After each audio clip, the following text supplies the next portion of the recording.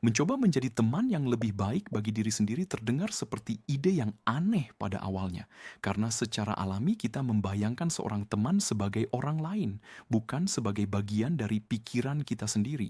Namun, ada nilai dalam konsep ini karena kita tahu betul bagaimana memperlakukan teman-teman kita dengan simpati dan imajinasi yang jarang kita terapkan pada diri sendiri. Jika seorang teman sedang mengalami masalah, naluri pertama kita jarang sekali mengatakan kepada mereka bahwa mereka pada dasarnya adalah orang yang payah dan gagal. Jika seorang teman mengeluh bahwa pasangannya tidak begitu hangat kepada mereka, kita tidak akan mengatakan bahwa mereka pantas mendapatkannya. Kita berusaha meyakinkan mereka bahwa pada dasarnya mereka adalah orang yang menyenangkan dan bahwa ada baiknya mencari tahu apa yang bisa dilakukan. Dalam persahabatan, kita secara naluriah tahu bagaimana menerapkan strategi kebijaksanaan dan penghiburan yang dengan keras kepala kita tolak untuk diterapkan pada diri sendiri. Ada beberapa langkah kunci yang biasanya dilakukan oleh seorang teman baik yang bisa menjadi model tentang apa yang seharusnya kita lakukan terhadap diri sendiri di dalam pikiran kita. Pertama-tama, seorang teman baik menyukai dirimu apa adanya. Setiap saran yang mereka berikan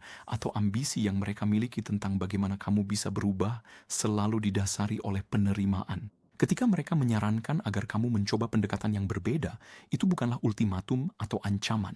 Mereka tidak mengatakan bahwa kamu harus berubah atau akan ditinggalkan. Seorang teman menegaskan bahwa kita sudah cukup baik, tetapi mereka ingin bekerja sama dengan kita untuk mengatasi tantangan yang menurut mereka akan sangat bermanfaat jika kita bisa melewatinya.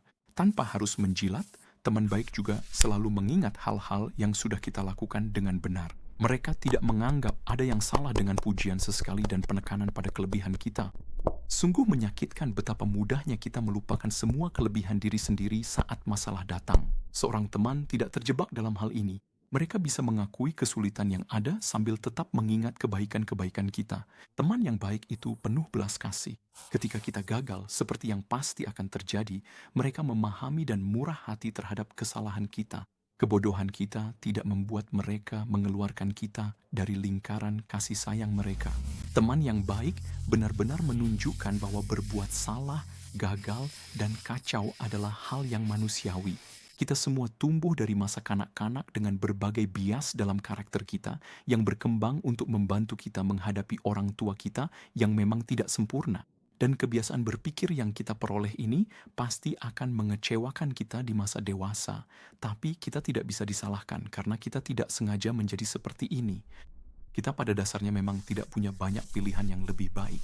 Kita secara tak terhindarkan harus membuat keputusan besar sebelum benar-benar memahami apa yang dipertaruhkan atau bagaimana pilihan kita akan berakhir. Kita menjalani semua langkah besar dalam cinta dan pekerjaan dengan mata tertutup.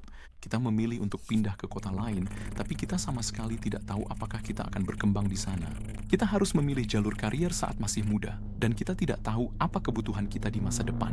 Dalam hubungan jangka panjang, kita harus berkomitmen pada orang lain sebelum kita benar-benar memahami seperti apa rasanya mengikat hidup kita sedalam itu dengan hidup mereka.